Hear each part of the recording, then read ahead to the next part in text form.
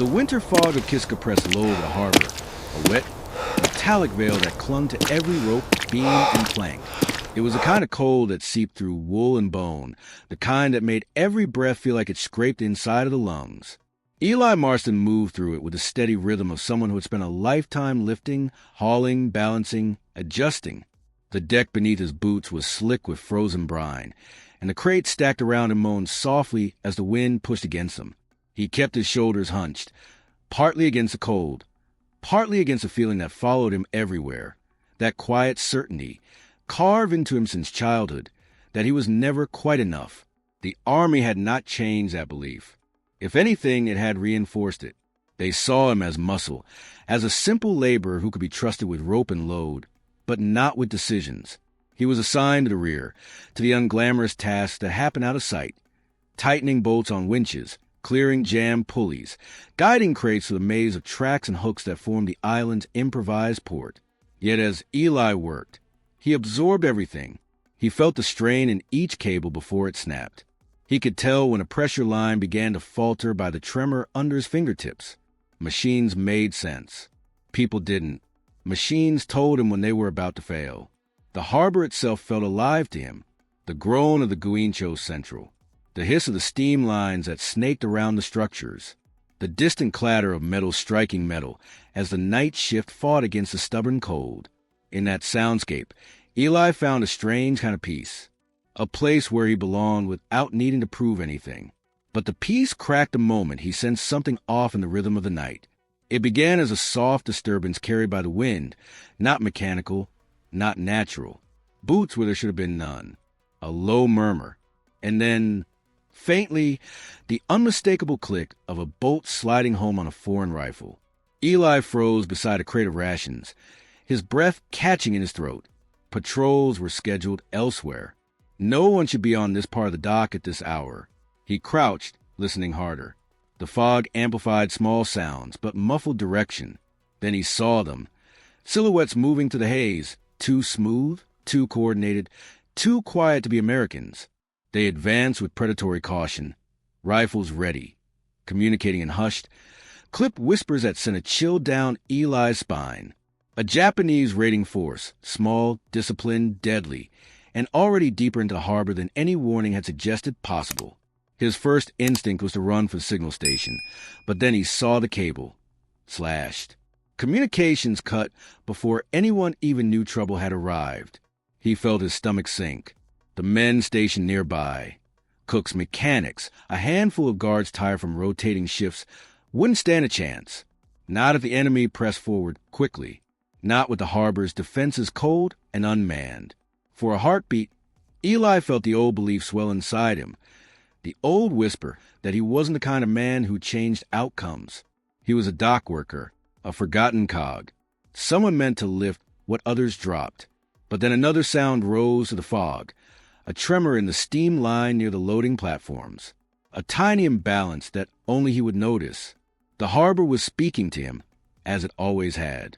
And beneath the fear, something else flickered, an understanding that the enemy didn't know this place. They didn't know its quirks, its limits, its dangers. But he did. His hand drifted to the worn steel keyring on his belt. The cheap $2 tool he'd carried since before the war.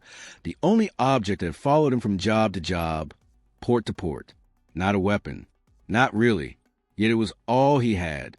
And somehow it felt like enough. The fog thickened as Eli slipped between the stacked crates, moving in a low, deliberate crouch. The cold gnawed at his fingers, but he kept his grip tight on the steel keyring. It was ridiculous, a man facing rifles with a piece of scrap metal. Yet every instinct in him sharpened with purpose. He didn't need a weapon. He needed leverage. He needed the harbor itself. The Japanese unit was advancing in a wedge formation, silent and controlled, the kind of professionalism that spoke of experience in night raids. Eli watched them pause near the central tracks where the heavy crates were offloaded. They scanned the maze of machinery, but didn't understand the layout.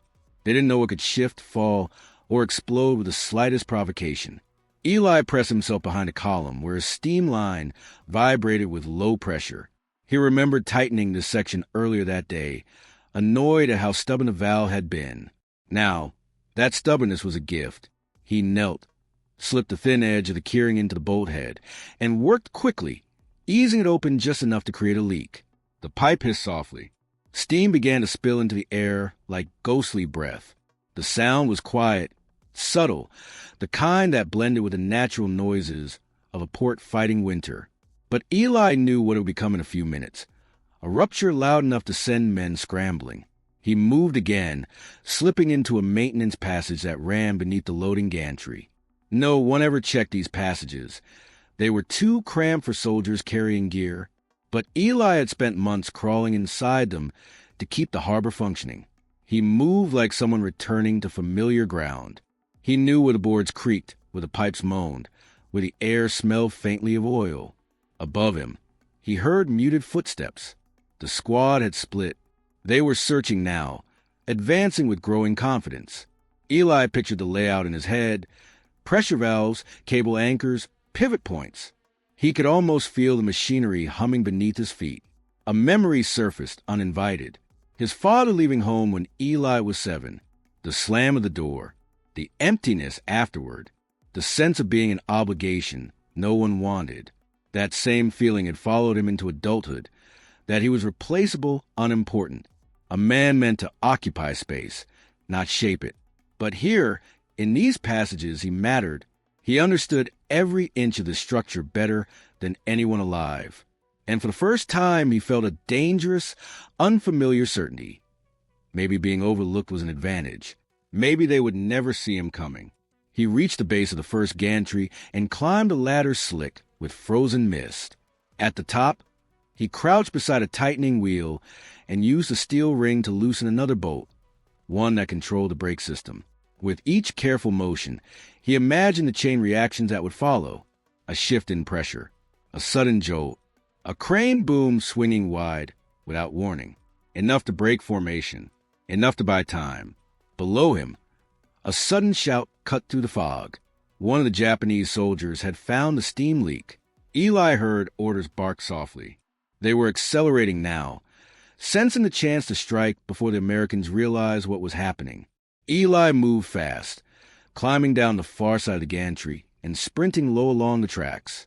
He reached the secondary pressure station, a squat metal box humming with tension, and pried open the access plate.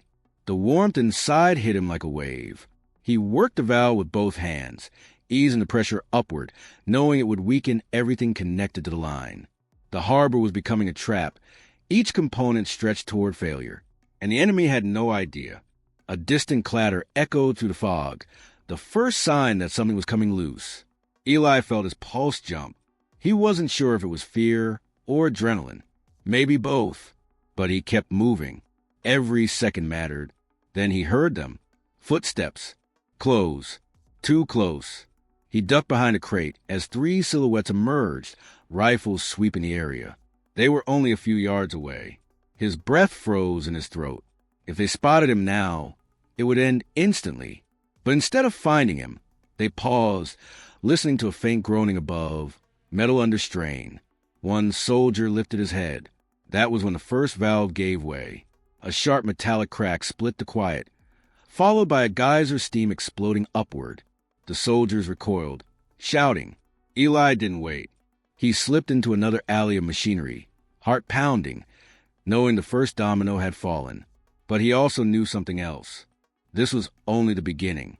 The eruption of steam shifted the entire harbor into a state of confusion.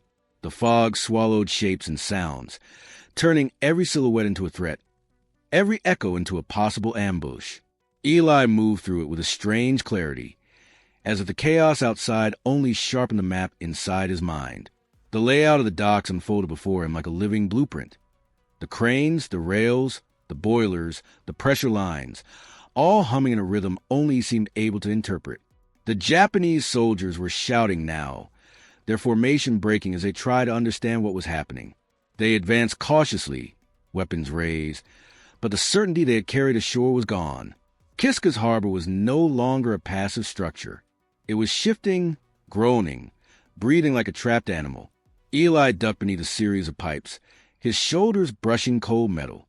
He knew the next weak point was close, the thick, pivot bolt that anchored the smaller side crane. It wasn't meant to carry much weight, and months of storms had already strained it. He knelt and pressed the keyring against the bolt head, twisting with slow precision. The metal resisted at first, but the wind shifted, giving him cover as it screeched across the beams. He kept twisting. A quarter turn, another, and then he felt the bolt loosen just enough to ensure that any sudden force would jar it free. As he backed away, he heard the crunch of footsteps behind him. He froze, lowering himself onto his stomach and sliding beneath a low platform. A pair of Japanese soldiers moved into view, their shadows stretching across the frost-coated deck. One of them knelt to examine the disturbed frost near the valve housing Eli had adjusted earlier. The soldier murmured something to his partner. A suspicion, perhaps. They were getting close to realizing these failures weren't accidents. Eli held his breath, feeling it burn inside his chest. For a moment, the only sounds were the wind and the low thrum of machinery. Then, far above them, a cable snapped. The whip-crack echoed to the fog, violent and sudden. A suspended crate shifted, swinging hard on its remaining cable. The two soldiers recoiled, shouting warnings. The crate slammed into a support beam, the impact sending vibrations down through the deck. Eli felt them like a pulse under his fingertips. The weakened pivot bolt groaned, twisted, and finally tore free. The side crane lurched. The soldiers turned. Too late. The boom arm dropped with a metallic scream, smashing against the rail line in a shower of sparks. The men scattered, diving for cover as debris rained down. Eli used the distraction to crawl out the far side of the platform and move toward the fuel pumps. His hands shook from cold and adrenaline, but his movement stayed steady. He wasn't fighting the enemy directly. He was fighting their assumptions. They thought they controlled the battlefield. They thought they understood the terrain. They didn't. Eli reached the fuel pump controls, an aging panel held together by rust, ice, and stubbornness. He popped the cover open using the keyring as a makeshift lever. The interior was a mess of valves and pressure gauges. He didn't need it to explode. That would kill everyone, including himself. What he needed was misdirection. Noise. A distraction big enough to fracture the enemy's command rhythm. He adjusted the feed pressure, redirecting fuel flow through the auxiliary line. It would strain the system, overheat it, and create a spectacular eruption of flame at the far end, nowhere near the Americans still trapped in the barracks. He tightened one last bolt, then stepped back, heart pounding. A few seconds of silence passed. Then the ground trembled. A fireball erupted from the distant end of the dock, a roaring blossom of orange light tearing upward through the fog. The explosion rippled across the harbor, shaking walls and rattling windows. Japanese soldiers dropped to ground, shouting orders. Eli could hear the shift in their voices. Confusion, uncertainty, and worst of all for them, the fear of an unseen enemy. Eli moved again, faster now, following the shadows toward the central crane, the heart of the harbor. His clothes were soaked with sweat and mist, his muscles aching as he climbed the narrow ladder bolted to the crane's spine. The metal was freezing under his palms. Halfway up, he paused, chest heaving, listening to the chaos below. The enemy was still searching for an explanation, for a pattern. They didn't know the pattern was him. At the top platform, he crouched beside the main axle. The cold wind howled around him, carrying the distant crackle of flames and the frantic shouts of soldiers. He gripped the steel keyring, feeling its familiar weight in his hand. The axle was massive, reinforced, not something he could sabotage quickly, but he didn't need to destroy it now. He only needed to prepare it, weaken it just enough that, when the moment came, it would obey the laws of gravity and betrayal. He worked silently, loosening the retaining bolts one by one, every twist echoing faintly through the crane's frame. Below, he heard new voices, American voices. The barracks had awakened. Soldiers were emerging, confused, scrambling to form defensive lines. The Japanese unit shifted again, tightening their perimeter. Time was running out. Eli finished the last bolt, wiped the grease from his hands onto his coat, and stared into the fog. He knew what came next. The final move, the most dangerous one. The maneuver that would decide everything. For him, for the men on this island, for the enemy advancing through the steam and shadows. The harbor was ready, but he wasn't sure if he was. The fog began to thin as the first hints of pre-dawn light pushed through the clouded sky, soft and cold and indifferent to the violence unfolding below. From the height of the central crane, Eli watched both sides of the harbor shift like pieces in a desperate, uneven game. The Americans were awake now, stumbling from barracks with rifles half-loaded, forming improvised offensive clusters behind crates and fuel drums. They didn't know what had triggered the chaos, only that the world around them had erupted in mechanical fury. The Japanese unit, realizing their window of surprise was closing, pressed forward aggressively, tried to regain momentum before the Americans understood the scale of the threat. Eli crouched on the crane's narrow platform, the wind clawing at his coat. The weakened bolts beneath him vibrated with each distant explosion of steam. The crane groaned, alive and dying all at once. He had prepared the machine as best he could, but the final act, the moment that would bring the entire structure down, required absolute precision. There would be no second chance. If he mistimed the release, the crane might collapse harmlessly into the water, or worse, fall onto the Americans scrambling for cover. He closed his eyes for a moment, letting his breath steady. The cold bit into his skin. The salty dampness clung to every seam of his clothing. His heart hammered against his ribs. He remembered the nights back home, working in ports for men who barely remembered his name. The long hours loading ships for wages that vanished before the month ended. The way people spoke over him, around him, never to him. The way I believed that was all he would ever be, a background figure, a pair of strong hands, a forgettable presence. But here, on this crane, on this forsaken island, something felt different. He wasn't waiting for someone else to take responsibility. He wasn't a spectator in other men's decisions. He wasn't the ghost of someone else's expectations. The harbor responded to him. The machines listened to him. And in this moment, for reasons he couldn't fully understand, he felt ready to act. A burst of gunfire snapped him back to the present. Below, a Japanese squad was advancing along the central tracks, the exact corridor he had spent the night turning into a labyrinth of hazards. They moved carefully, checking blind spots, wary of another collapsing crane or exploding valve. The officer leading them barked orders, gesturing toward the Americans forming a defensive line near the supply sheds. If the squad broke through, the Americans would be split, surrounded, and overwhelmed. Eli tightened his grip on the steel keyring. His breath trembled. This was the moment. He climbed down to the release mechanism, a thick steel coupling attached to the crane's main axle. The retaining bolts were loose now, barely holding the assembly together. All he needed was leverage. He wedged the thin edge of the keyring into the narrow gap between the coupling and the frame. The metal squealed softly, resisting like something aware of its own destruction. Below, the Japanese squad was nearly in position. Eli pushed harder. The coupling shifted, groaning like a wounded animal. A shout rose from the shadows. One of the soldiers had spotted him. Eli didn't look down. He braced his shoulder against the frame, grabbed the keyring with both hands, and pulled with every ounce of strength left in his exhausted body. The resistance snapped, a violent metallic crack that echoed through the crane like a death knell. The axle shifted. The entire crane lurched. For a heartbeat, everything went still. The fog, the men, the world. Then gravity took over. The central crane, towering, skeletal, monstrous, began to fall sideways in a slow, inevitable arc. Its steel cables whipped through the air with a sound like tearing sky. The boom descended straight toward the advancing Japanese squad, who scattered in panic as the shadow engulfed them. The impact hit the dock with seismic force. Wood splintered. Metal screamed. A shockwave of debris and steam burst outward. Eli was thrown against the railing. The wind knocked from his lungs. Pain shot through his ribs as he clung to the metal frame, fighting to stay conscious.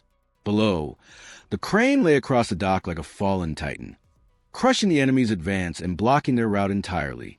The Americans shouted in disbelief, realizing the tide had shifted. They surged forward, pushing the disoriented Japanese soldiers back toward the shoreline. But Eli wasn't safe. The platform beneath him sagged, listing at a dangerous angle. The collapse had destabilized the crane's upper structure. A second shift rippled through the frame. Bolts sheared. Steel bent. The entire top section threatened to peel away from the wreckage below. Eli forced himself to move, dragging his battered body toward the ladder. Each rung burned his hands, slick with frost and blood. The crane groaned beneath him, threatening to tear loose at any second. He climbed faster, every breath a sharp stab of pain. Halfway down, a final shudder rocked the tower. The upper assembly tore free with a howl, collapsing into fog with a deafening crash. Eli jumped. For a brief, weightless moment, he felt nothing. No fear, no cold, no doubt. Just silence. Then he hit a pile of tarps and coiled ropes, the impact knocking him dizzy but alive. The ground trembled as the last of the crane crashed beside him.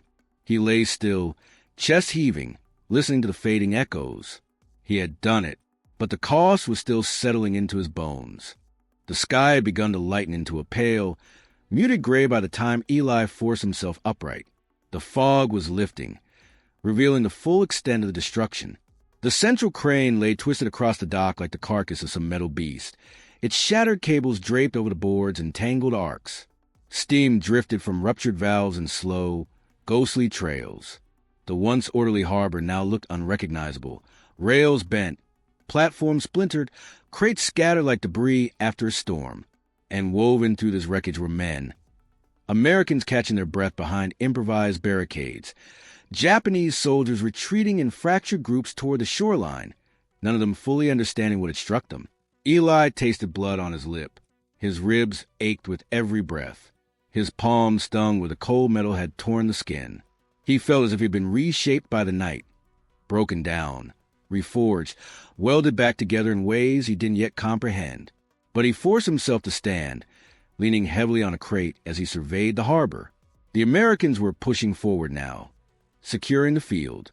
Several soldiers rushed past him without noticing who he was. Others stopped, staring at the fallen crane with awe and fear in equal measure. They whispered among themselves, trying to make sense of the impossible sight. A medic knelt beside him, checking for wounds, insisting he sit down. Eli waved him off. He didn't want attention. He didn't want questions. He just wanted to breathe, to let the adrenaline drain from his veins. The medic frowned but moved on, summoned by the shouts of injured men across the dock. Eli watched him go, feeling a strange mixture of relief and loneliness settle in his chest. This had always been his place. On the periphery, unnoticed, the man who held things together while others took the credit or the blame. But as he looked at the ruined crane, something shifted inside him. He knew what he had done. He knew the difference he had made. And for the first time, the old voice inside him, the one that had whispered his worthlessness for years, seemed distant, muted, almost gone. Across the harbor, the remaining Japanese soldiers signaled for extraction. A small boat slipped through the mist, gathering them in hurried silence. The Americans did not pursue. They were too stunned by what the night had brought, a miracle of survival born from chaos none of them understood. By the time the sun began to break through the horizon, casting soft orange light across the broken docks, the battle was over. The Americans gathered in small groups, tending wounds, clearing debris, arguing in low voices about what had happened. Some insisted the crane collapse must have been caused by damage from the initial fight. Others spoke of sabotage, a mechanical failure, of luck. Rumors spread quickly, growing wild in the cold morning air. The port fought back, one soldier muttered. Stuff just started falling apart, another said. Like the whole place woke up angry. Someone else whispered, there was a figure on the crane. I think someone was up there. Eli turned away before they could look too closely. He kept his pace slow, steady, ignoring the throbbing pain that pulsed through his body. He moved toward the supply shed, the same place he had started the night, when he'd still believed he was just a dock worker wearing a uniform that wasn't really his. A sergeant intercepted him near the crates. You there, the sergeant said, squinting. You hurt? No, worse than usual, Eli answered quietly. You see what happened to that crane? Eli felt his heart tighten. He kept his eyes low. Storm damage, sir. Old bolts. Happened sooner or later. The sergeant studied him for a long moment, as if sensing something beneath the surface but unable to grasp it. Then he nodded and walked off, barking orders at a group of privates. Eli exhaled slowly. That was enough. He didn't need recognition. He didn't need medals or commendations or stories told in mess halls. He had done what he knew how to do: understand a machine, feel its pulse, use its voice as his own. And in doing so, he had saved men on this island, whether they ever knew his name or not. He reached a stack of unopened crates waiting to be sorted and lifted the first one onto his shoulder. The familiar weight settled comfortably against his body. His ribs protested, but he ignored the pain. He walked toward the storage area, slipping back into the routine that had defined his life long before the battle. No one stopped him. No one questioned him. And yet, when he passed a group of soldiers whispering about the night, their voices dropped to hushed reverence. "The man who made the port fight," one said softly. "They say he vanished before dawn. Probably a ghost." Eli didn't turn. He didn't smile. But the words stayed with him like a quiet warmth beneath the bruises. He set down the crate, adjusted his gloves, and paused to catch his breath. The wind shifted, brushing against his coat, carrying the scent of salt and steam and something like renewal. Then he felt it, the small, familiar clink at his waist. He looked down. The old $2 keyring hung at his belt. Coated in grease and soot, its steel worn thin from years of work. It swung gently in the morning breeze, catching a glint of light, as if offering a final salute to the night's impossible victory. Eli touched it lightly with his fingertips. A humble tool, a forgotten object, a reminder that sometimes courage didn't roar, it whispered, hidden in calloused hands and quiet resolve. He turned back toward the rising sun, the harbor behind him still steaming, still settling, still echoing with the remnants of the battle. And for the first time in his life, Eli Marston walked forward with the steady, unshakable certainty that he had been enough.